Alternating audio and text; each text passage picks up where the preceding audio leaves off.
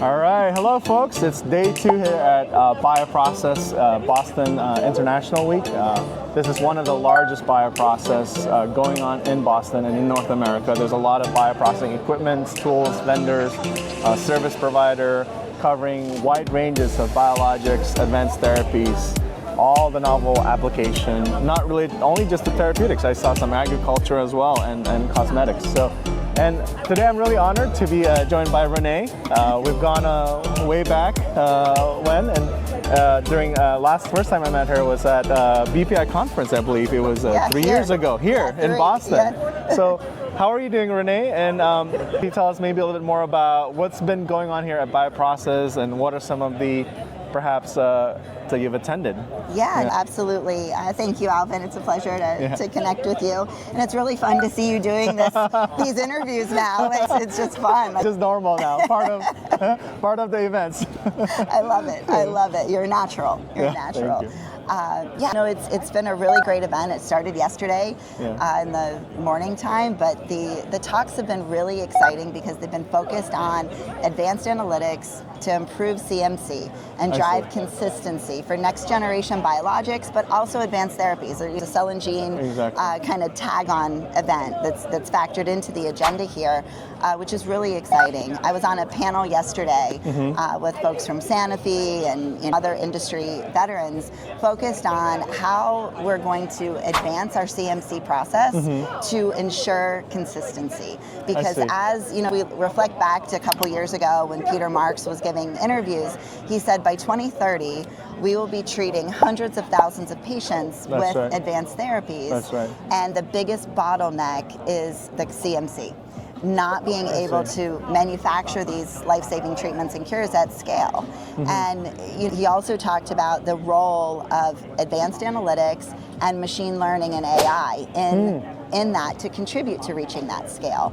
Because you're never going to be able to incorporate AI if you don't have precision analytics at the beginning, because it's like a garbage in, garbage out, right? You have to have really strong, reproducible analytics that then allow you to build predictive models to develop kind of golden batch, road mapping techniques that allow you to understand very early when something is going out of spec or out of trend, so you can move towards adaptive manufacturing. And that's also in the guidance for CMC with the FDA, also for potency. We mitigate variability in early starting materials, and also how do you incorporate adaptive manufacturing so that we're ensuring we're reaching commercial scalability through highly safe and highly products. And right now there's just a lot of challenge where folks are going to submission with non-consistent CMC. I see.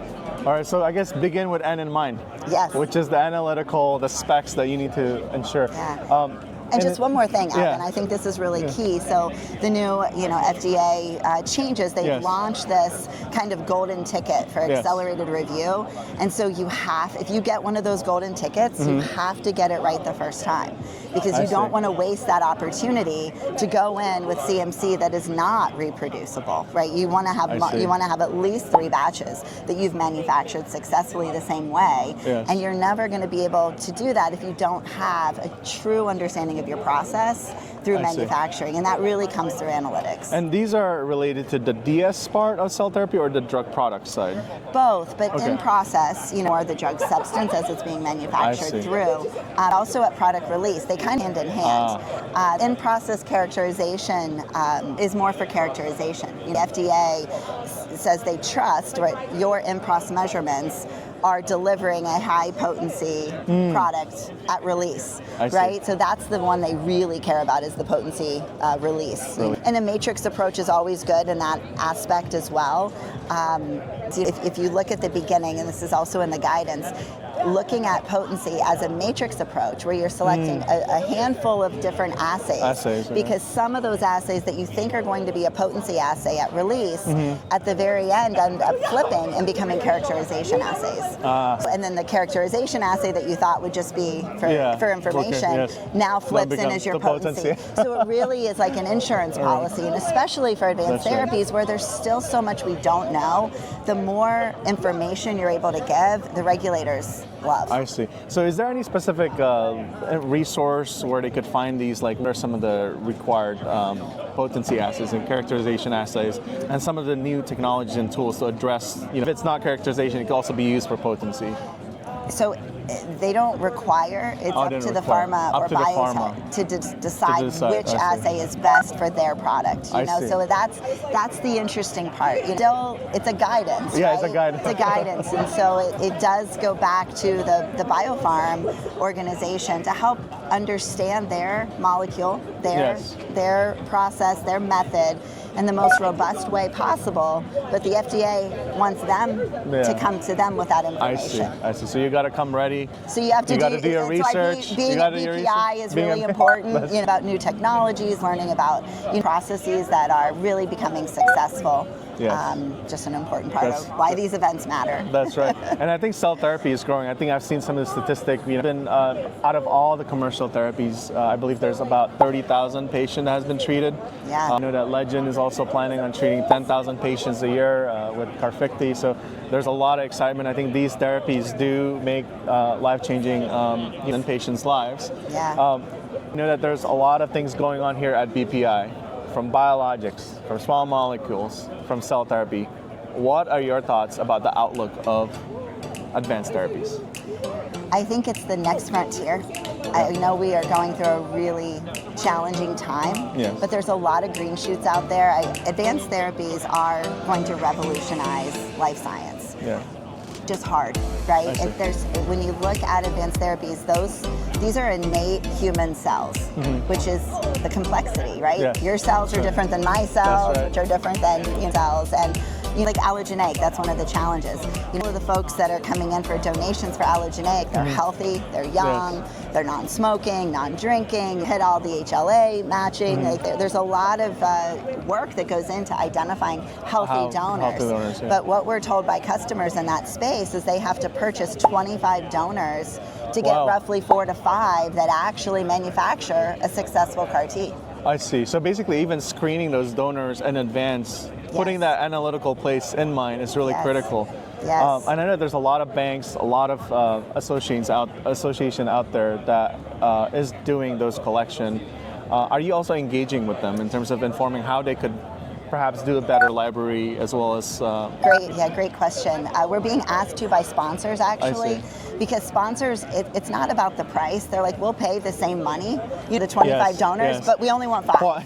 Just give us the 5 that will work, right? So they're asking us to work with these blood donors so they can get a better kind of donor, like certificate of analysis has some additional detail in there above and beyond viability, for example. And I think that's the bigger challenges in the market. Viability has been kind of a mainstay assay that's just been accepted as, it's good viability, that's all we need. And in reality, it's not. And so we were invited by the FDA 2.5 years ago, roughly, to train all of their cell and gene therapy reviewers. And so that was a huge honor. You get that invitation. A lot of happy dancing going on at LumaCyte that day. You got that invitation. But they told us during the training, they said, LumaCyte, will you please focus on viability? The biggest issue in the industry is viability. And we were like, really? And they said, nobody's looking at it because they're getting their positive on viability, they proceed and they have downstream failures. And so what we've now done in the last 2 years, and we've had a really nice long-term CRADA with NIST, where they've studied this as well, and a peer-reviewed paper will be coming out in the fall on predictive viability of cell function. And so it's almost like a vitality metric is what we're doing. So it's both alive, Alvin, but you might be able to run a marathon, and I definitely can't. No, I don't think I can run the marathon. So one of our cells is probably more vital and can carry successful manufacturing of a CAR T than the other. But we're both alive, we're both healthy. You would think we both would be able to. Yeah, it goes back to, I guess, your mission. I think, I remember Sean also, her husband was part of this LumaCyte, right? Yeah. I think it goes back we're co-founders. Sean's the inventor of laser force cytology. We wouldn't be here without his brilliance. Yeah, I think that mission aligns with what you're doing now in terms of bringing accessible therapies available to patients, right? And I think it's amazing how a company like yours which ideated by invent these tools that essentially has been taking a lot of adoptions. So take us through maybe what are the tips out there for those who are starting their own drug development company or maybe an instrument company to potentially give them some, I would say, support as well as advice in terms of how can they get the product market fit, get adoption, and potentially be able to take a significant portion, not only just the market share, but changing the paradigm on how they think about characterization and potencies, right? No, I think the most important thing is do it differently. It's hard, right, to go against the status quo. Yes. But if we just continue with status quo analytics, status quo processes, we're not advancing the industry. And something the FDA kind of celebrated at the end of our training, they congratulated us on bringing brand new science to market. Wow. And they said historically, specifically in life science tools, science or new innovation is old science in a new shiny box giving the same old answers. You at LumaCyte, you guys brought brand new science in a new shiny box, but you're giving us brand new insights we currently don't have today. So my advice to folks looking to, through status quo and really deliver change for the industry is find a problem in the industry that needs to be addressed, that there are no other options out there. I don't think the industry needs more of the same. We need advancements that are different. That would be my advice. And I will also warn that it's hard. You actually have to have a lot of grit and patience and persistence to bring new science to market because you get the hand often. You're not going to change, right? I'm good. I'm used to the way that the SOP is being done. Yes. Exactly. So it's really, I don't know.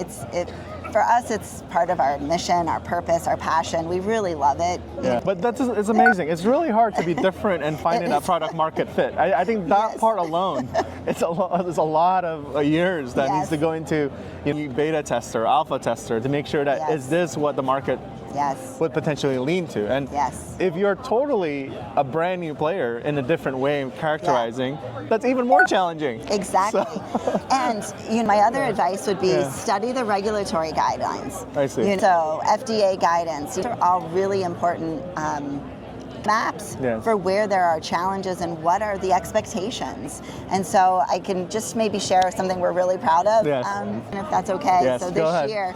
This year we had two major on the regulatory front. First, we got in our first certificate of analysis for a reference material. Wow. So LumaCyte instrument is listed as the infectious titer measurement for the AD5 reference material with ATCC. So huge congratulations. Milestone there. And I think also ATCC for driving innovation and driving improved in their process well.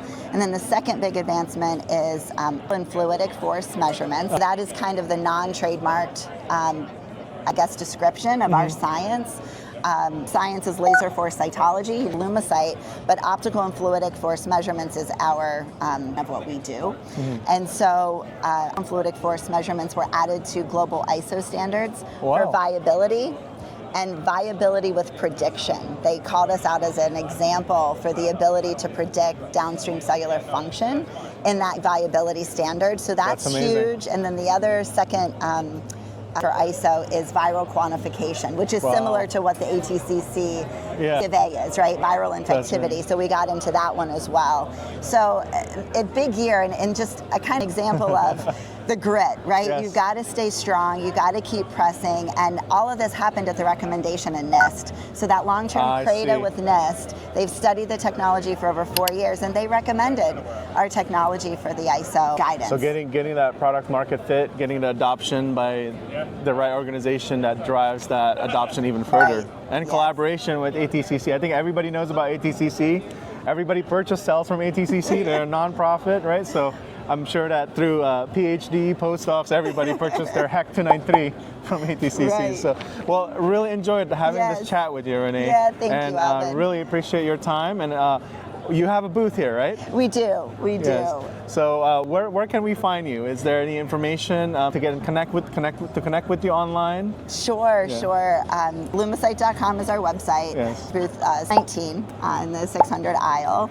and you can connect with me on LinkedIn, and I'm happy to connect you to folks internally. I get my career advice here from Rene. So I don't know about that. if you want to reach out, please reach out. I'm able to help a lot of people, including myself, to figure out where the next path is, as well as get an understanding of what's the general landscape of the market. So stay tuned for our next episode of BioProcess Buzz, where we'll be interviewing some of the Informa, some of the event organizer who's holding this event, and see what makes it really successful this year, and maybe continue to keep it going for another, let's say, 20 years. Yes, let's do it. All right, let's do it. Thank you so much, Thank Rene, you, for your Alvin. time. Have a Appreciate great it. one.